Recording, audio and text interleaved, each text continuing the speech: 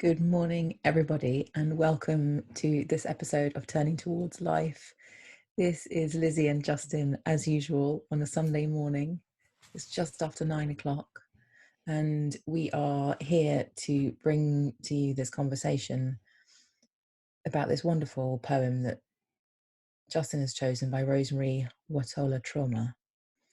And it feels like a very, this morning anyway, to me, just feels like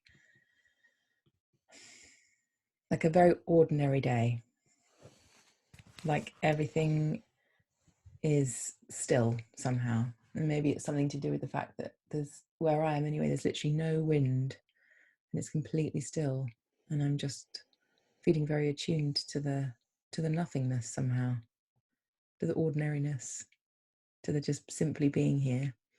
So I want to welcome everybody into this simplicity, into this somehow nothingness, and also just say, Justin, thank you for always bringing different things. And yesterday Friday, when I looked at what you'd posted, I was thinking, isn't it amazing that we always come up with a new thing? And I'm really grateful and thank you. And I'm really looking forward to having this conversation about Rosemary's work. You're so welcome, Lizzie. Good morning, everyone. I'm thinking, Lizzie, just as you're talking about simplicity, sort of the straightforwardness of doing this in a way, and one of the things that I've really come to learn to trust is simply by having a practice and by being in the practice again and again and again, is trusting we will find something. The world is full of, and in fact, this is going to be very pertinent to the conversation I think we're about to have. But one of the things I know I can really do is to sort of overdo the search for a source, have a very fixed idea about what it is that we have to find, and be analysing what did we talk about previous weeks, as if I can remember, because it's now so many weeks. But what's going to be this week's, and learning instead to trust that the world is full of wonderful words, and whatever we find will be the source for something. And because we never know what the something is that's going to come from the conversation between us, because this isn't planned, scripted, we haven't sat down and written a list of key points that we must cover or something, there's such great freedom in bringing something and seeing where it goes, which I love. And that one of the things I'm finding with that as we go is that that's a great freedom in choosing sources, because I don't have to know what will happen from it. I don't have to know how it will take up its place in the constellation of hundreds of conversations we've had and hundreds of sources that have happened before. It simply will be what it will be this morning, which will come from the day itself and how you and I are, and the relationship that you and I are in, and also the whole lives and the whole world that we're right enmeshed in the middle of. And it's so wonderful to feel that this is what human creativity and relationship is when something comes in the in-between and you can trust what's going to come in the in-between. I think that's what we're practicing here. And I'm glad to have had a chance to say all of that, actually, because I'm thinking about everyone who's been with us for a long time, and also people who are joining us afresh and anew. And this might be the first week that you're watching or listening, or maybe in the early weeks of being alongside us. And you might want to know what we're up to. You might want to have a sense of what this project is. So I'm adding to your welcome, Lizzie, to say welcome to all of you. We're so glad that you're here. And it's strange to say it in a way, but I know that it's in the in-between, not just between you and me, Lizzie, but the in-between of all of us, of everyone who in some way is connected with this project or becomes connected in this project, that what's happening arises from it. And I know that one of the things that happens is all the things we can't know that arise in the in-between us and all of you, everyone who's with us. Yeah. Justin, it just reminded me on Monday night Holly and I did our first Turning Towards Love online event, which is when we just basically gather and have a chat and talk to people, and people share in the group and have some time to talk to one another and stuff. And there was a lady on there, and she said it's so different and lovely to be with you in real time. She said, I've been following you and Justin ever since the beginning of when you started, and I haven't seen her name underneath the things either, so I didn't know her from just her name and surname, because she's not someone who comments. And she said, it's so lovely to be here and to be with you in a kind of way where it's live with me in it. And it just to your point, it just made me realize that we don't have any idea really the stretch of this, and the where it is, and who's listening, and what it's doing. And I feel like it's quite a gift to feel the mystery of that, and the magic and the unknown of it, and to be in a practice of just trusting that things are happening that we don't know about, and that is just what it's going to be like. Mm. That's so beautiful. Yeah. I'm so glad to hear that. And for any of you who are listening who want to encounter Lizzie live, Lizzie, where do you find out? How do people find out how to reach you? That's a really good question. There's a link, an event link, and I'll put it. I don't know. It's like a very specific link. We haven't. We're not as organised as Turning Towards Life is. So we we have one link, but it's not from a website or anything. It's just a way to learn about it, and to click on a link at the bottom to sign up. Right, but it's in our Facebook group, right? You can post it there. Yes, So yeah. I can post it in the Facebook group. yeah, so if you're somebody who listens to the podcast and you haven't found your way to our Facebook group, search for Turning Towards Life on Facebook, and it's a private members group. You can come and join, and you'll get information about that's this true. project that Lizzie and Holly are doing, and the Turning Towards One Another project that we at Thirdspace are doing, and all of that. You can find all of that there. Okay, it's always lovely to have people join us, because you can come and join in the conversation with us as well. So this source, this poem by Rosemary Watola Trummer, which is from the most extraordinary book called Naked for Tea. And I've been reading this book, Lizzie, and thinking pretty much everything that Rosemary writes is wonderful and deep and warm and wise and kind and fiery and all. So and I chose this one. So I'll read it first. It's called Perhaps It Would Eventually Erode, but that rock that we have been pushing up the hill, that one that keeps rolling back down and we keep pushing back up, what if we stopped? We are not Sisyphus. This rock is not a punishment. It's something we've chosen to push. Who knows why? I look at all the names we once carved into its sedimentary sides. How important I thought they were, those names. How I've clung to labels. Who's right? Who's wrong? How I've cared about who's pushed harder and who's been slack. Now, all I want is to let the rock roll back to where it belongs, which is wherever it lands. And you and I could imagine walk unencumbered all the way to the top, and walk and walk and never stop, except to discover what our hands might do if, for once, they were no longer pushing.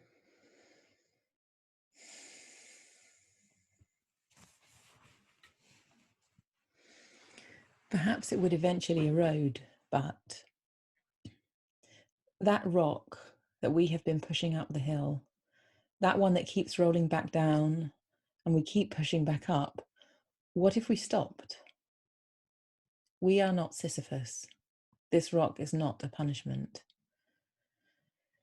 It's something we've chosen to push. Who knows why?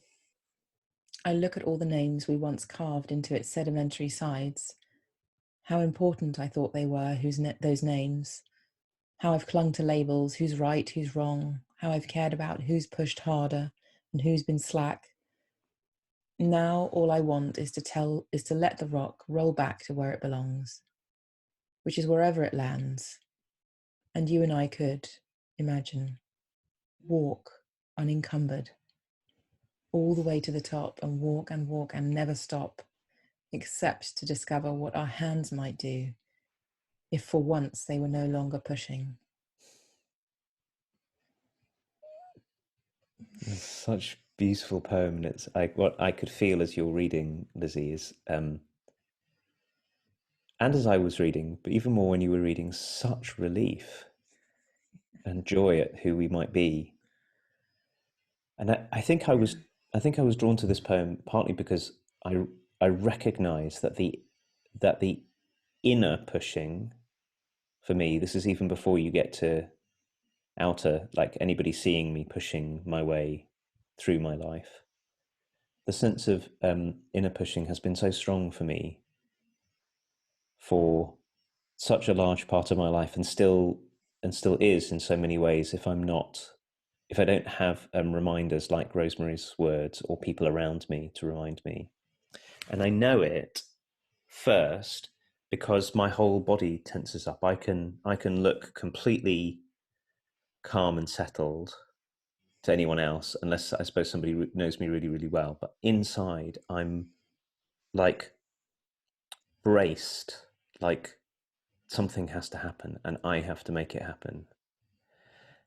And the part of it that Rosemary's words, one part has really helped me to see, is that a lot of my bracing has got to do with the who's right, who's wrong, and who's been pushing harder.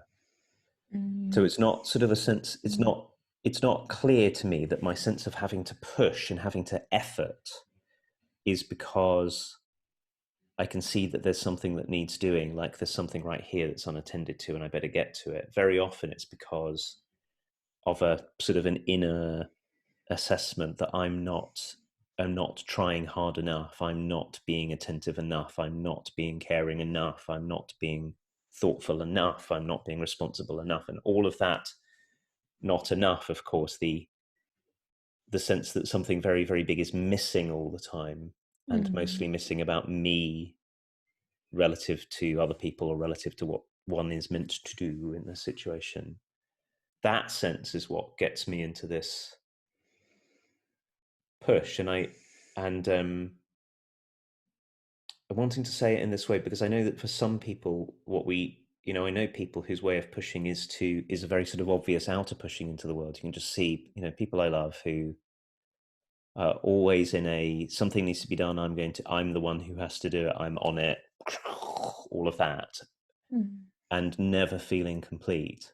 But I also want to recognize that there are some of us for whom that's going on even when you can't see it, even when it's way, way, way less obvious. But our inner relationship to ourselves is this one, like Sisyphus, the myth of Sisyphus, just keeping on pushing this huge rock it's never going to end, and I'm never going to have relief from it. I don't know, until I die, maybe, and then, I'm just having like this revelation that I've just learned somehow. So this narrative for me is a really kind of familiar narrative, and I see it a lot in, actually, really honestly, I think I dropped this quite a lot of this quite a long time ago, but I remember myself really, really, really clearly being the person who felt like I had to take responsibility for the way people were interacting with what we were doing, and I would have to kind of drag, it was like I was dragging the horse to water, but it would never drank. But mostly my kind of historical work is with creative people in music. And I remember realizing one day that no one was ever going to do what I wanted them to do. And it really taught me, and I'm the link I'm making now is that all of the ways people in my life have been completely uncontrollable has forced me to stop forcing. And that's been really hard because I'm seeing now in the place I am that there's a massive gift in people who don't want to do what I want them to do, which of course is most people. But I haven't really linked this kind of control thing to responsibility and feeling overly responsible for what happens. I thought that was like really honorable to be that way, but actually it's a really big form of me trying to control the world. My responsibility narrative of like, well, if I don't do this, then it's not going to happen, and I have to be, good, and I have to do this properly, and if I don't do it, no one else is going to do it. Like that, those are the kind of things that flow in me. And reading this and hearing you just say what you said, I'm thinking, oh my goodness, I can see the distortion in that. Of course, there's goodness in it too, but like I can really see that my being responsible for things narrative is a massive form of control. And I feel like when you're reading the poem as well, I could feel this joy coming over me of like, oh my God, I don't have to have these stories about I have to be responsible for this, whether it's my inner world or my outer world. It's like life is actually itself, and my little hands kind of trying to shape it into what my little brain and heart and mind thinks it should be is really futile. And I just got a huge feeling of like the magnitude of that futility and the freedom of, oh, well, I can put that down because that's actually not mine to do, because it's not possible to do it. So I just need to stop doing that.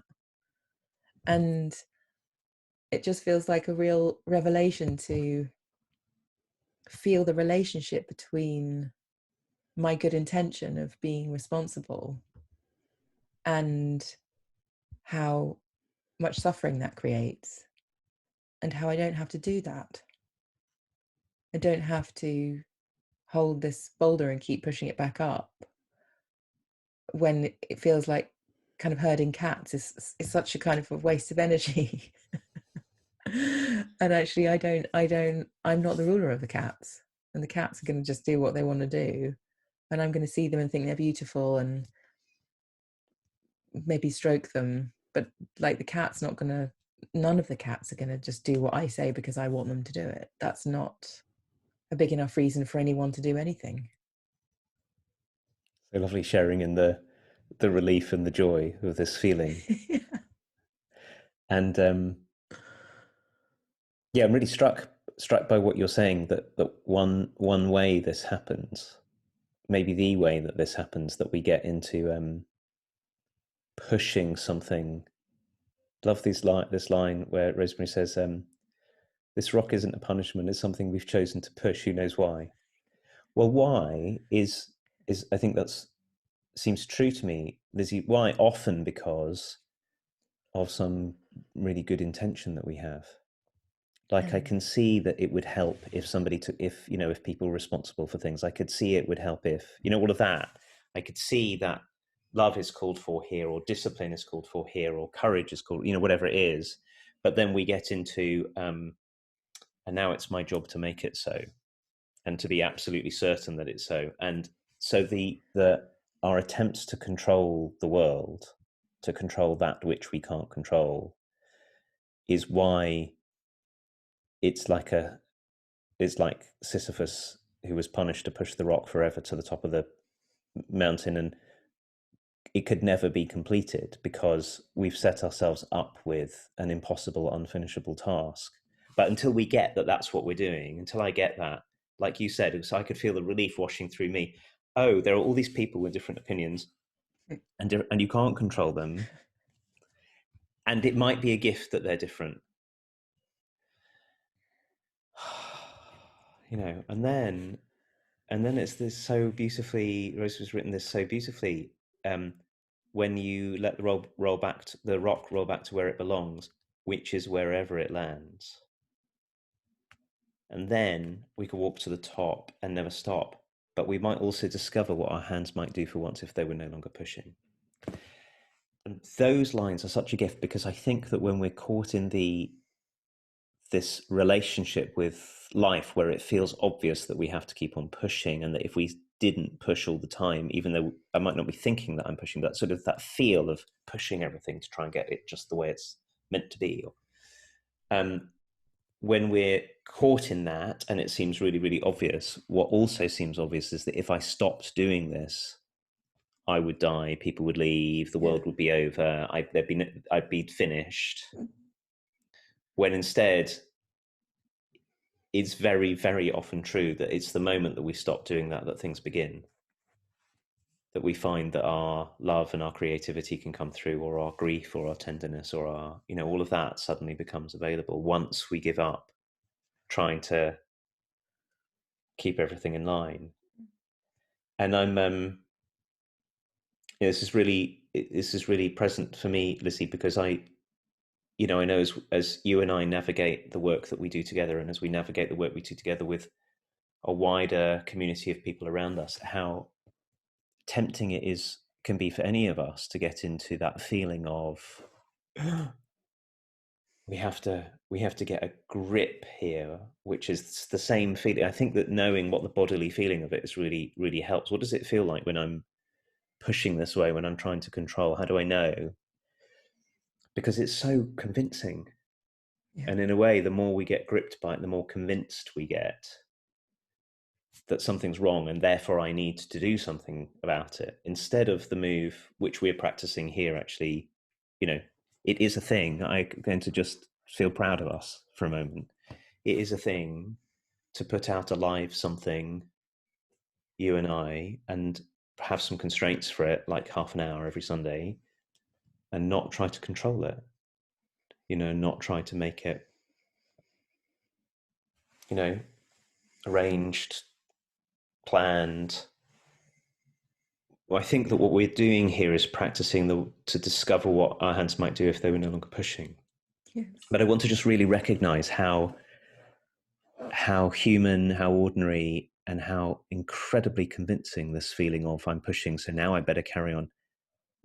Now I'm pushing, I better, keep on pushing, because if I stop pushing now, we're all going to get flattened by this rock. I mean, that's what it feels like, right? And that's why it's so hard to stop. Exactly. I'm just feeling that feeling of like taking my hands off something and feeling like I might be crushed by the not doing, like the consequence of the not doing. Feels quite scary. I also was just thinking, Justin, as well, you were mentioning like the impact that it might have on our creativity and what we might do with our hands, and it's so exciting. And I feel like one of the other things that might happen is that the nature of the relationships we hold with other people would be so different.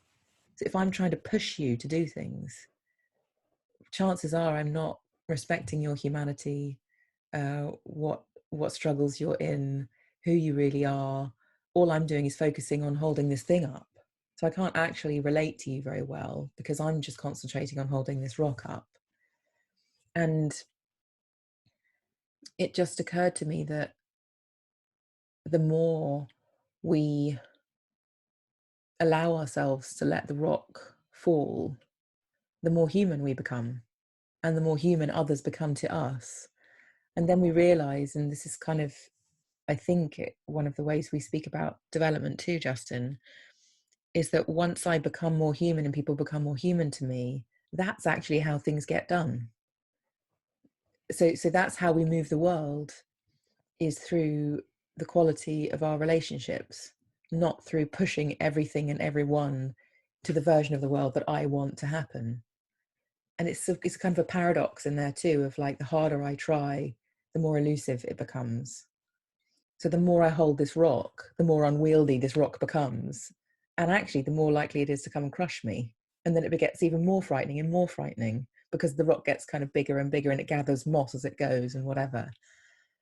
So it feels like one of these great human paradoxes that I love to think about, which is the thing I think is going to happen might not happen if I do something completely different. And I feel like it's a huge invitation. It's so beautifully written. And that's what, poetry does, I guess, is just throw us into these conversations so beautifully. It just feels like a possibility gets made by kind of going around the houses with poetry to get right to the heart of it, which I guess is another kind of paradoxical thing. But it feels like the world would be so different if we all let these rocks roll back, because it would make us into people that were interested in very different things and interested in the unfolding of things, like in our inner world, for example. when I stop trying to be the person I think I should be, maybe I become myself. When I stop pushing myself to be good or pushing myself to be disciplined or something, what might arise naturally that is what is intended to arise by life, rather than my version of what should be happening on the inside of me.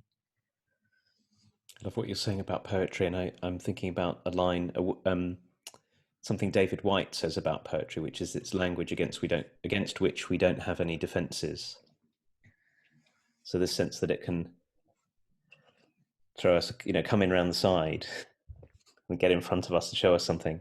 And that's one of the great generosities of Rosemary's beautiful work here, is to show us what it feels like to be caught in trying to have the world and ourselves be a particular way, but to show us a glimpse of what it might feel like if we were not to be up to that. And that's what's so hard to feel when we're in the middle of it, right in the Yeah. middle of it. And I'm thinking about what you're saying about being with other people, that very often, because it's so easy to be in this tense, braced, pushing, controlling place, I think for many of us, it particularly, I mean, maybe in families, but particularly in work, for any of us who work with other people, will know this, that somehow our wider culture into which we've all been schooled has got this way. And so our starting point often with sort of trying to get a project started with other people is that we have to somehow, even if we don't really admit to doing this, we have to somehow cajole them into being our way. We have to all force ourselves into, we get frustrated. Why is nobody joining in with me? Because we've forgotten that the prior move is one that feels much more like the end of the poem, which is, let's find out together what we really care about. Let's find out what's really alive in our hands. And if, Lizzie, you and I have something that is alive in our hands, like we do with this and with so much of the things that we get up to together, then that's the basis for finding out what our hands might do if they were no longer pushing. But unfortunately, what most of us get into very quickly is we're all going to have to push ourselves and one another around and to get ourselves to do anything together. And we lose so much of the genuine heartfelt commitment and creativity that would come, maybe even just from finding other people to be up to something with. If I can't be up to the things I love with you, it might be nothing to do with you and me, but simply because what we love and what matters to us doesn't overlap sufficiently. And so it's seeming to me, as we're talking, that pretty much in every area of life, our spotting this forcing and being willing to experiment with letting it relax so we can find out what else is there that the forcing wouldn't allow us to see and feel, that's the move. And it's why learning to relax to relax the tightness in our bodies and in our minds and in our hearts, but also learning to relax the beautiful way you talked about it earlier, of learning to relax our attempts to control everything. Only as we start to learn to do that can we see that something else was already growing right where we were trampling and stamping around. Right when we get to the top, we discover, if we would Yeah. just let ourselves go over the crest of the hill. Yeah. Also, I'm just feeling into how starved of joy it can feel to be holding this rock all the time, and how in this story of holding the rock up, how joy is so kind of undervalued in that. And just getting really curious about, just culturally, what we were all kind of in this, well, I do this so I can be happy or something. And yet, how is it that we've arrived in a place where getting to the happiness involves no happiness, or a feeling of lightness or freedom? And just for that, like, if we think about how that holds us in our lives, to laugh, to find something funny, to just simply be with a rose, like the joy of smelling, like I'm just smelling all the roses at the moment outside when I walk. It's like those things get so trampled on if we keep doing this. And yet that's the elixir of life that we feel like we're all in, that has purpose for us. And it's quite sad, actually. Like, I can find a sadness there too, of like, oh my goodness, all of the trying and all of the efforting with very good intention inadvertently cuts us off from joy. And I guess, the other thing is that it takes great faith to not do the thing I've been doing and then allow there to be something else that arises. And I think that's where we come in, as in relationship comes in. Because if we could talk about this and be supported in this by one another, in this dropping of whatever it is that we're doing in this way, this rock holding way, if we could be together, it feels like to me that there's a chance that we could just keep our hands off the rock for long enough to see whether something else came other than the rock pushing. But it's quite scary, and that we might need each other to do this. We might need each other to have this conversation and to practice differently, to take up different kind of actions, but be supported in it so that we can reflect and we can watch when we get back into the rock pushing, and we can cultivate how we might be freer by doing different things and focusing on different things and reflecting in different ways. And it feels really life-giving to feel into that possibility. And I mean, it makes me really excited as well. Like, I can feel it in my body, like, whoo, like, what might life be if we quit all this stuff that inadvertently, innocently brings us all the constraint and the tension and the trying to rein everything in that you can't rein in, and being kind of basically permanently annoyed. I mean, that's how I feel about trying to herd the cats. It's like, it's just always annoying that the cats won't get back in the bag. Like, how can I relate any differently to the cats if I'm just trying to get them in a bag and they're cats? So I just, yeah, I feel very like there's a path, a possibility of a path of possibility different than how we're being, that is really exciting and available and possible. Such I want to echo before we end what you two things that you just said, because they seem so important and revelatory. One is that we get into this trying to control, maybe because we imagine that when we finally have got control, then we'll be able to be happy and joyful. But in the meantime, we're spending our entire lives scrunched up, waiting till this is done, till all the cats are in the bag, and then I'll be able to be happy. Except then I'll probably be dead. I mean, really, because it's that's why the myth of Sisyphus is so brilliant. Because Sisyphus, the problem with for Sisyphus is he gets the rock near the top and it always rolls back. So the answer is stop rolling the rock, Yeah. right? So, but the second thing that you said that I also really want to emphasize is we need one another. And one of the reasons we need one another is we need people around us who will see our pushing and not be convinced by it. Like, so when I can see if you're trying to take responsibility everything for Lizzie, if you were to be in that mode, and it's really compelling, and of course I love you and I care about you and I want to help you, one way I could help is just to get pushing with you. It's like, well, okay, I'm in the whole pushing thing, but another thing is to say, Lizzie, you don't need to do this, which is a very challenging thing to say to someone. This project that you're spending your whole time doing, that seems like if you didn't do it everything would fall apart, that one. Yeah. So it really helps for us to learn to be that way with the people that we love, is to be the one who's not caught up, who can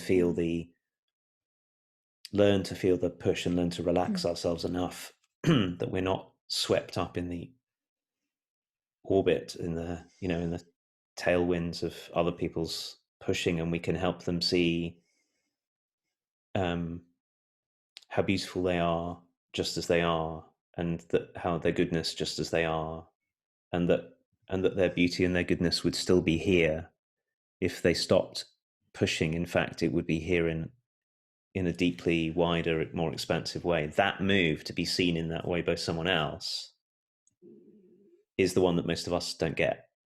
Yeah. So we just join it in with one another for, out of good intention. I have to just say, Justin, I've just realised another part of the narrative of the cats, which is that cats don't belong in bags. Yeah, So right. the minute I get the cats in the bag, I feel terrible that the cats were in the bag because cats don't belong in bags. But all my mission has been to get the cats in the bag. Mm. I never thought about that before, that genuinely cats actually definitely categorically don't belong in a bag.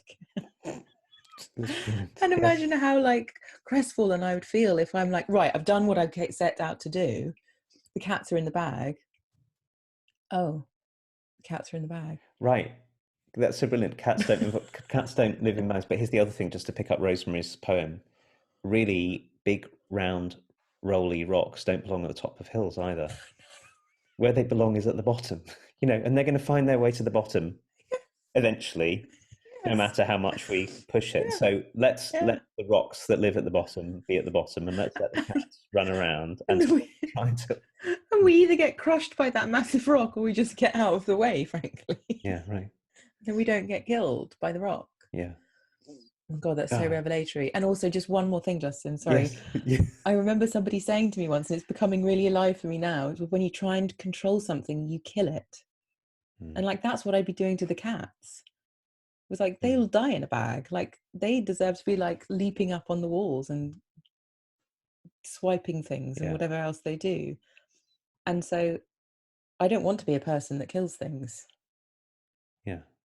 And it just feels so obvious to me right in this moment of all all the ways I'm trying to get cats in bags, and actually they don't belong in the bloody bags. Excuse my language. Brilliant. So we should leave. We'll all leave with the image, Lizzie, of you running around, trying with the best of intentions, the best of hearts, to get a bunch of cats who don't belong in a bag into a bag, without realizing that when they're in the bag, they won't be cats anymore anyway. They'll be, whatever they'll be, nothing like cats. And the relief at knowing that cats really their work in the world is to leap from things, and you know Oh God. beautiful. It's really beautiful, and it is revelatory because it's another poetic way of talking about what so many of us are doing. So all the ways that we're trying to get the cats in the bag when the cats shouldn't be in the bag in the first place, and we could just relax and enjoy playing with the cats. Yeah. Oh dear. It's making me laugh at myself a Yeah, lot. all right. Well, we should all laugh at ourselves a lot, I think. Oh dear. Well, it's lovely to be able to laugh together, and I imagine that there are many people following along with us, traveling alongside us, who are, whenever they get to listen to this, I hope, having a good old giggle about themselves. Maybe that's what we should all be doing. And here is the time that we should end Yes. for this week. Thank you, Lizzie. Thank you, Justin, and everybody. It's been very lovely. I feel very, Yes. very joyful right now. And we will, if you've listened to the end of this or watched to the end of this, we'll be back next Sunday, all being well. But the other thing I want to say is, please tell people about this. If you're finding these conversations life-giving, let other people know that they can find it on podcast, or come to turningtowards.life, or find our Facebook group, because we know how many people tell us that being in this conversation is deeply helpful. So we're keen to spread it around. All right, everyone. See you soon. Bye.